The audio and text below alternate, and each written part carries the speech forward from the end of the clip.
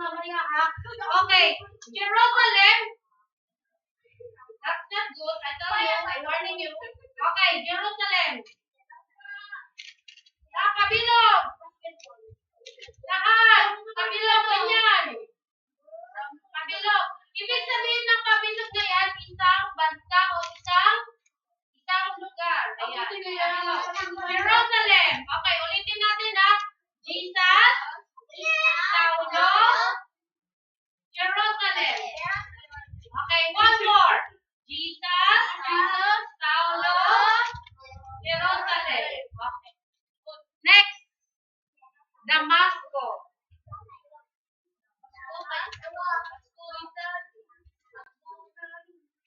Okay. Ano yung Damasco? Isa yan sa lugar. Daan yan, daan. Papuntang Damasco. So, connection ng daan? Damasco? Okay, lahat. Kamay. At, kayo ganyan. Fast forward. Ganyan. Daan ng Damasco. Ganito na lang. Daan. Damasco. Okay. One more. Jesus. Saulo. Jerusalem. Damasco. Very good, Ate Shane. Damasco. Okay, last one. Ananias.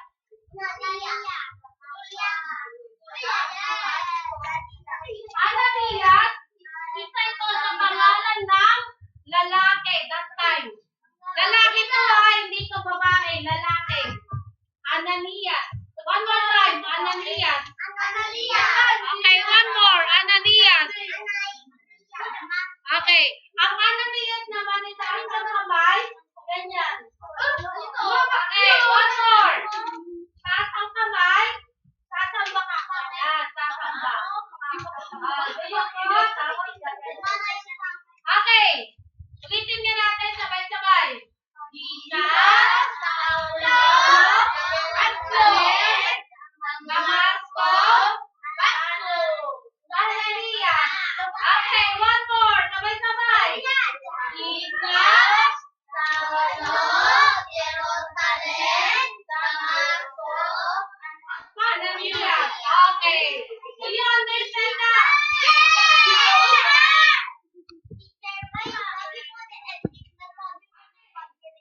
Don't say bad words, okay? Maraming nakakarinig.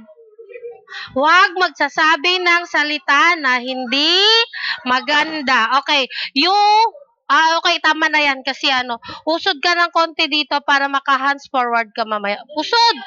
Hindi dito, ikaw! Dito! Okay, alam na? Sige nga, sample nga, sample. Okay, wala ako magsasabi ng words. Kasi kailangan yung tandaan. Pag nagkwento na tayo mamaya, you listen. Pag nagkwento na tayo mamaya, kapag nasabi ko yung Jesus, kailangan gaganyan kayo. Okay? Okay. Jesus, Damasco, Damasco! Wala na. Paano yung Damasco? Ganyan. Okay, Saulo. Ulitin ko ha. Jesus. Saulo. Damasco. Ananias. Jerusalem. Jerusalem! Ay, nako, hindi nakikinig. Okay, one more time. Jesus. Saulo. Jerusalem. Si Saulo that time, Saulo pang unang pangalan niya. Tama naman siyang, ngayon si Saulo naging Pablo. Okay? Naintindihan? O, tama naman siya. Okay na? Okay. So, handa na ba kayo mga bata na makinig sa ating Bible story? Hindi tayo ngayon manunood. Titignan natin, pag narinig nyo yung word na sinabi ko na nandirito, kailangan i-action ninyo. Okay. Are you ready, warriors? So, kailangan, ang gagamitin natin ay ating mga tainga. So, we need to close our mouth. Okay. Are you ready, warriors? Okay. Tignan natin kung sino yung lalaki na nagmamadali papuntang Damasco. Okay. Ayan. Naalala nyo dati yung ating napag-aralan na si Jesus Christ ay umakyat na, wala pa. Wala pa. Nung umakyat na siya sa langit, si Jesus, wala pa. Okay, kwento muna ako. Okay. Wala pa. Kapag nag-go na ako, doon na kayo magsisignal. Okay. Naalala nyo that time, nung si Jesus ay umakyat na sa langit, di ba, anong ginawa niya? Sulat po yung lalaki pag nilating ng Ayan, iniwan niya yung Holy Spirit para yun ang ating gabay at yun din yung ang tagapagturo para ma-share si Jesus Christ. Ayan. So, okay na. Ito na. Okay, listen na, warriors, at magsisimula na yung kwento natin. Tignan ko nga kung sino yung marunong makinig. Okay. Are you ready, warriors? Okay. Pag narinig nyo ng mga yan, you know already what you do, okay? Nang bumalik si Jesus sa langit, nanatili ang kanyang mga tagasunod sa Jerusalem. Very good. Marami sa mga naroroon sa Jerusalem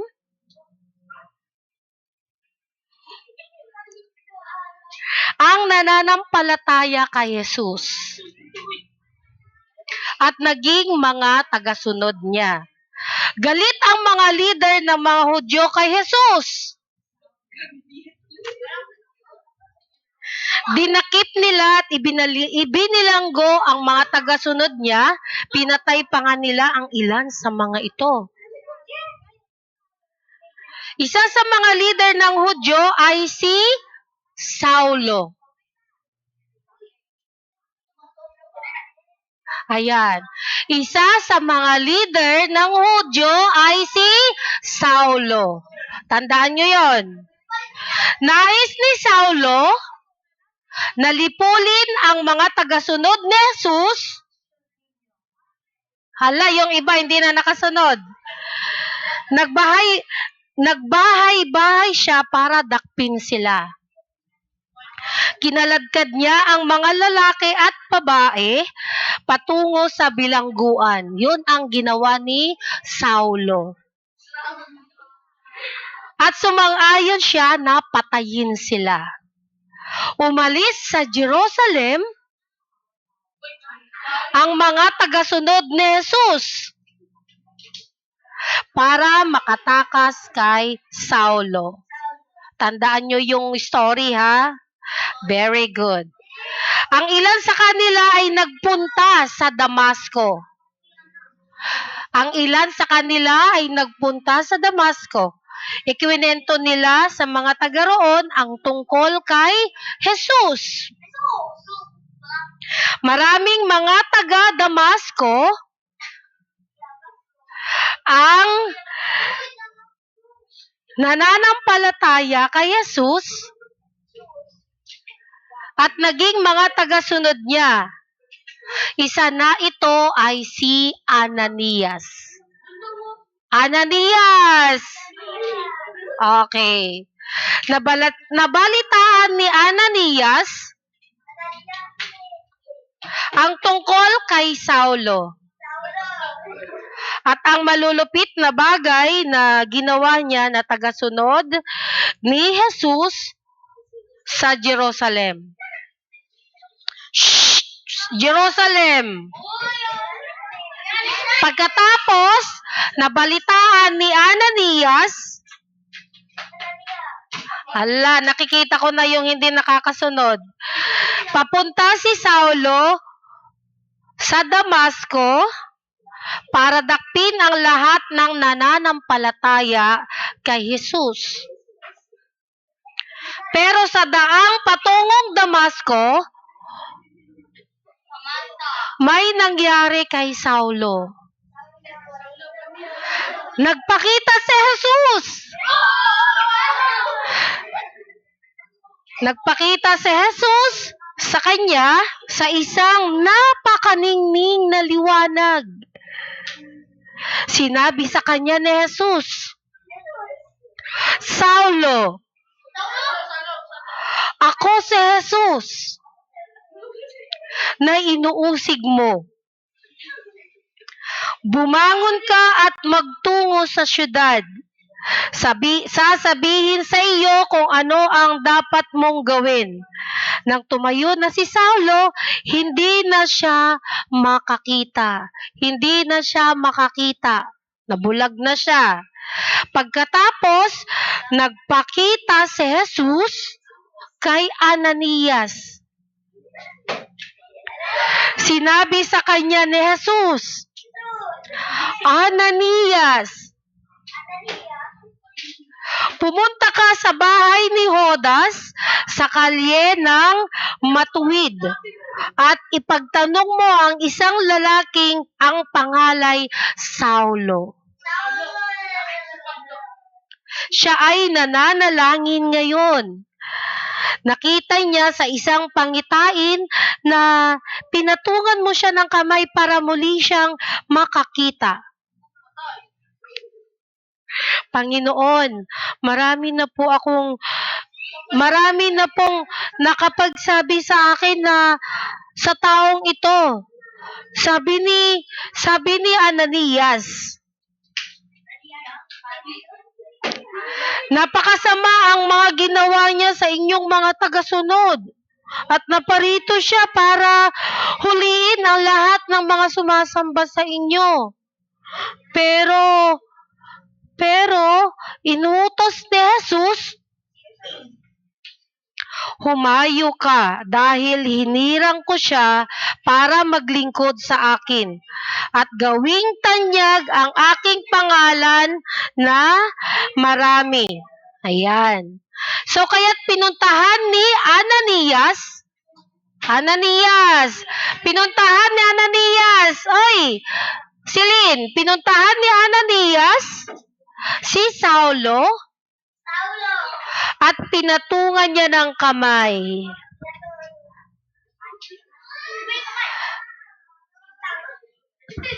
Ay, bumalik ka na dito ha. Balik. Wait lang. Si Jesus na nagpakita, isinugo ako ng Panginoon. Si Jesus na nagpakita sa iyo sa daan, papunta rito. Ipinadala niya ako para makakita kang muli at mapuspos ng banal na espiritu at banal na espiritu. Kagad na muling nakakita si Saulo. Mula nooy, naging tagasunod na siya ni Jesus. Nakilala ni Saulo ang iba pang mga tagasunod. Nakilala na ni Saulo ang iba pang mga tagasunod ni Jesus. Jesus! Wait lang, Jesus! At sumama siya sa kanila. Uy, bakit palagi kang umupo ka muna doon? Hindi, Jesus lang, Jesus. Okay. Nagpunta si Saulo sa sinagoga kung saan nagkakatipon ang mga Hudyo at nagsimula siyang mangaral tungkol kay Jesus. Jesus! Samantha! Nagulat ang mga nakakarinig sa kanya. Sinabi nila, hindi ba ito ang lalaking napabalita sa Jerusalem? Na pumapatay ng mga tagasunod ni Jesus? At hindi ba naparito siya para huliin sila?